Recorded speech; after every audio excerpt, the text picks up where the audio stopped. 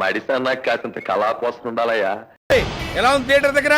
మంచి గోలగోలగా ఉన్నట్టుంది. ఓజీతో మళ్ళా మనశంకర ప్రసాద్ పెద్ది, మళ్ళీ ఇప్పుడు కొరియన్ కనకరాజు అంతా మెగా ఫ్యామిలీ ఒకటేసారి కంబ్యాక్ ఇచ్చింది.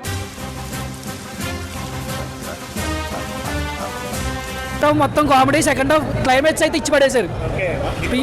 Hit, blockbuster. చాలా బాగుంది. మెయిన్లీ ఈ మూవీలో సత్య క్యారెక్టర్ ఇంకా అద్భుతంగా ఉంది. ఒకవేళ మూవీ హిట్ అయితే దానికి మెయిన్ కారణం మన సత్యనాయకుడు. అప్పుడు మనం ఏంటి అని తెలియదు, రేంజ్ మారిపోయింది. ఇప్పుడు మామూలు వ్యక్తి కాదు. ఫస్ట్ హాఫ్ అయితే వరుణ్ బాబు, సెకండ్ హాఫ్ అయితే తమన్ తాండవం, సత్య సంభవం అంతే. I know the public pulse. I know how to play kabaddi with the public. జనాలు పగలబండి అవుతున్నారు.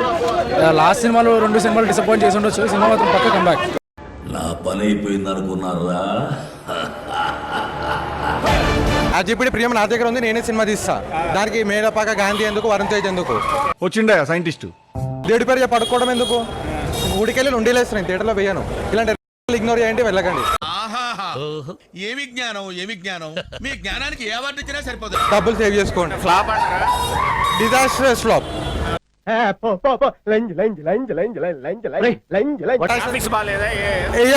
నిన్న ల్యాప్టాప్ లో చేస్తే ఆఫీస్ లో కూర్చొని సినిమా ఎందుకు?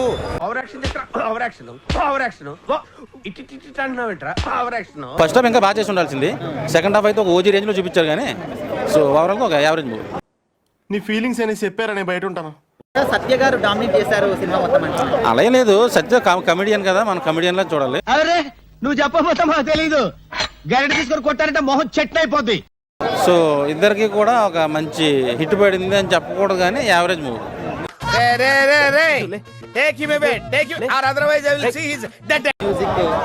మ్యూజిక్ తమనైతే చింపేశాడు. ఏదో అనుకున్నాను కానండి, అమ్మో మామూలు విషయం కాదు. కొరియన్ స్టైల్ ఉంది. ఒక్కొక్కరు చెప్తున్నాను, సినిమా మాత్రం సూపర్ డూపర్ హిట్. మనకు కావాల్సింది కూడా అదేలేమ్మా. దయ్యం పట్టినప్పుడు ఎలా ఉన్న ఫైట్స్, చో చో చో చో. ఏంటిది మాకేంటిది అంటున్నాను. ఏంటి బాబా అన్న, ఇంకోసారి ఏమిరా బాలరాజు, ఏమిరా ఉపయోగం దేశానికి నీ వల్ల? ఏదన్నా పని చేసుకోరా బేవకు. ఈ సినిమాలో కట్టప్ప లేడన్న ఫీలింగ్ వచ్చేస్తుంది. కట్టప్ప చేసిన ఫైట్స్ అనిపించినాయి. Kattappa style fights, Korean slang. తిట్టదని చెప్పరా? నేను ఎప్పుడు 2 సినిమాలు చూసినా, ఈ సినిమా అంతా ఎంజాయ్. నేను ఏ సినిమా ఎంజాయ్ చేయలేదు. మనిషి చూడటానికి బొఫుల్లా ఉన్న షార్పే.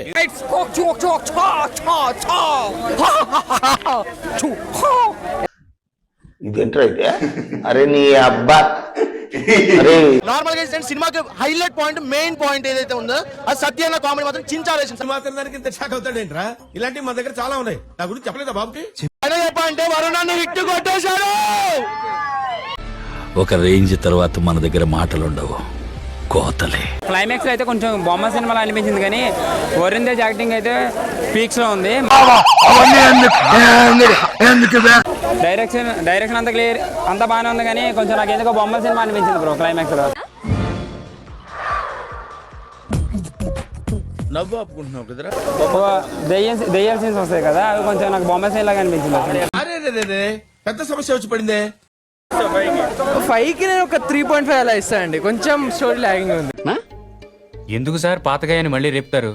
ఈ సినిమా చూసినారైతే రక్త సిత పిశాచి కొరియన్ కంకరాజు ఆవాయామి అని చెప్పేసి. ఏంటి మమ్మీ ఎవడు?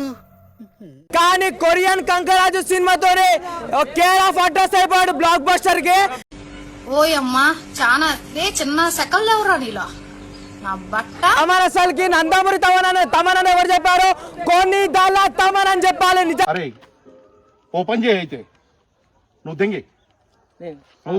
మహాత్మా గాంధీ భారతదేశానికి స్వతంత్రం తెస్తే మెర్లపాక గాంధీ గారు అయితే మెగా అభిమానులకి స్వతంత్రం తీసుకొచ్చిండు. తెలియదట్లు ఉండబట్టే నిన్ను జైలు.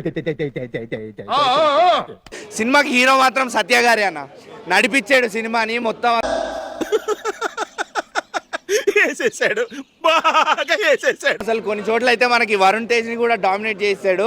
తొక్కేశారమ్మా, లోకల్ పాలిటిక్స్ టాలెంట్ అంతా తొక్కేశారమ్మా.